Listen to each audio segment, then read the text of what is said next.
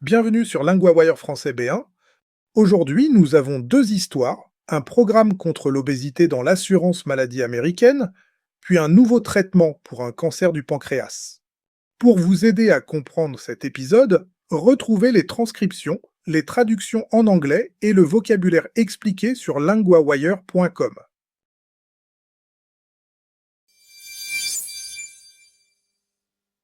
Première histoire. Un programme de Medicare sur les médicaments contre l'obésité commence à attirer beaucoup de patients. Nous retrouvons maintenant Théo, correspondant de LinguaWire pour santé. Merci Louis. Oui, et ce qui change, c'est que ce programme existe seulement depuis le 1er juillet. Mais il commence déjà à être utilisé très vite. On parle donc de médicaments coûteux, mais avec un prix fixé à 50$ par mois pour certains bénéficiaires. Exactement. Medicare a mis en place un programme pilote appelé Bridge. Il permet à certaines personnes éligibles d'obtenir des médicaments contre l'obésité à ce prix-là. Deux grandes chaînes de pharmacies, CVS et Walgreens, disent chacune avoir déjà rempli environ 100 000 prescriptions de ce type. 100 000 chacune, c'est énorme pour moins de 2 mois. Oui, et cela montre qu'il y avait une vraie demande. Un responsable de Walgreens dit même que le rythme a été un peu plus fort que ce qu'ils attendaient. Et les pharmacies ont donc dû suivre ce rythme très vite. Oui, elles ont aussi dû s'organiser. Elles ont stocké plus de Wegovy, Zepbound et Foundayo avant le lancement. L'idée était d'éviter une rupture. Donc pour l'instant, pas de gros problème d'approvisionnement. Pas selon Walgreens. La chaîne dit qu'elle n'a pas rencontré de soucis sérieux de stock. Elle a quand même dû faire quelques ajustements au début. Et tout le monde ne peut pas entrer dans ce programme, si j'ai bien compris. C'est vrai, Medicare ne peut pas payer librement ses médicaments pour perdre du poids. Donc le gouvernement a trouvé une solution de contournement. Le patient doit remplir quelles conditions? Il doit remplir certaines conditions. Par exemple, il faut avoir l'obésité avec une tension artérielle élevée difficile à contrôler. Mais il y a aussi des exclusions, non? Oui, certaines personnes ne sont pas éligibles si elles ont l'apnée du sommeil ou un diabète de type 2. Parce que Medicare Part D est censé couvrir déjà les médicaments GLP-1 dans ces cas-là. Donc le programme est utile, mais il reste très encadré. On sait combien de personnes pourraient en profiter. Les estimations parlent de plusieurs millions. Avant le lancement, Medicare pensait qu'environ 4 millions de bénéficiaires pourraient peut-être entrer dans le programme. Un chercheur cité dans le dossier dit que les chiffres actuels sont déjà importants. En quelques semaines, on voit une partie de cette demande réelle. J'imagine que la grande question, au-delà du prix mensuel, c'est le coût total pour le système. Oui, l'administration n'a pas encore donné de chiffres officiels pour le coût du programme sur 18 mois. Mais le groupe de recherche KFF estime que la facture pourrait aller de 1,3 milliard à 10 milliards de dollars. Cela dépend du nombre de participants. C'est un très large écart. C'est large, parce que tout dépend du nombre de personnes qui demandent le traitement et aussi de celles qui obtiennent l'autorisation préalable. Donc ce n'est pas seulement une histoire de prix. C'est aussi une question de valeur sur le long terme. Oui, et c'est ce que certains experts disent. Si ces traitements réduisent des problèmes comme l'hospitalisation ou la dialyse, le système peut gagner sur la durée. Merci Théo. Le programme avance vite, mais il pose déjà une vraie question politique. Qui paie et pour quels résultats?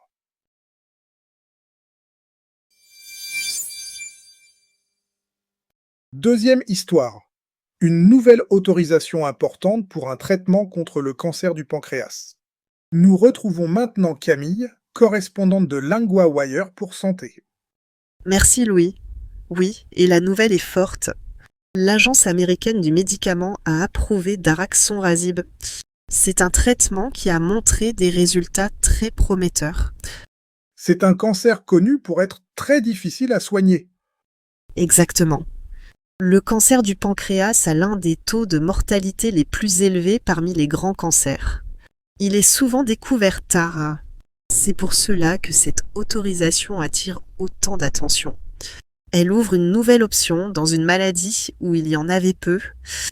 Qu'est-ce que l'étude a montré concrètement?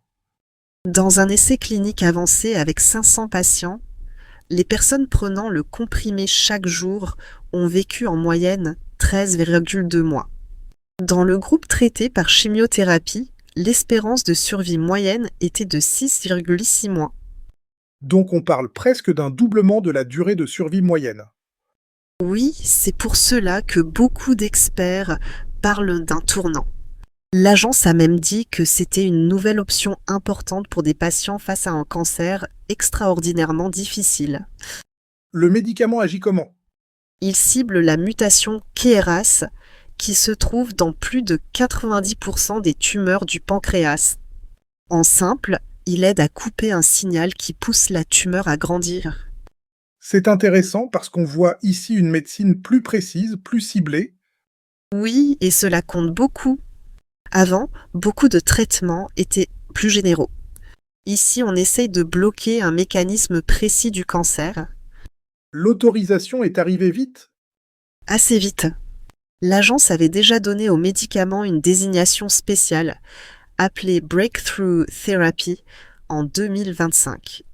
Puis elle a approuvé le traitement 6 mois avant la date limite réglementaire. Elle avait jugé les résultats exceptionnels dans un domaine où les besoins sont très grands. Mais il y a aussi des effets secondaires, j'imagine. Oui, les plus fréquents sont des éruptions cutanées, de la diarrhée, des nausées, de la fatigue et des vomissements. Dans l'essai, 44% des patients ont eu des effets secondaires graves. C'était contre 57,5% dans le groupe chimiothérapie. Donc le traitement n'est pas simple, mais il semble offrir un vrai gain. C'est exactement l'idée. Il ne remplace pas tous les problèmes, mais il peut donner plus de temps et parfois plus de chances de contrôler la maladie. Et dans une maladie aussi grave, chaque mois compte beaucoup. Oui, c'est aussi ce qui rend cette approbation si importante pour les patients et pour les médecins.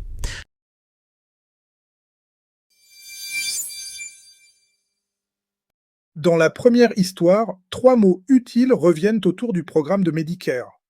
Le mot programme désigne une action organisée avec un objectif précis. Ici, il s'agit du cadre mis en place pour certains patients. Exemple, le programme commence ce mois-ci dans plusieurs hôpitaux. Le mot prix désigne la somme qu'on paie pour acheter ou obtenir quelque chose.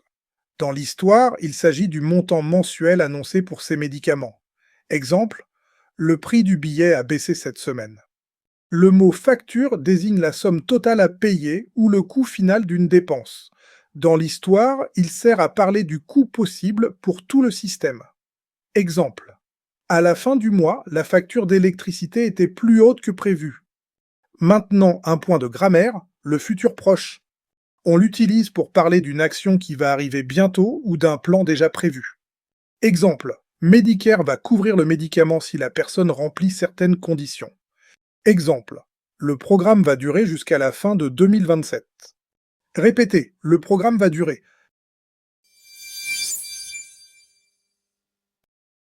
New this month, the LinguaWire Field Guide. For every news theme, it gives you the 50 keywords to know, the most important verbs and conjugations that cover 90% of the full month's news podcast episodes, and lesson sheets on the fundamentals, how sentences are built, how the articles work, with flashcard practice to test yourself on all of it. Find it at linguawire.com guide.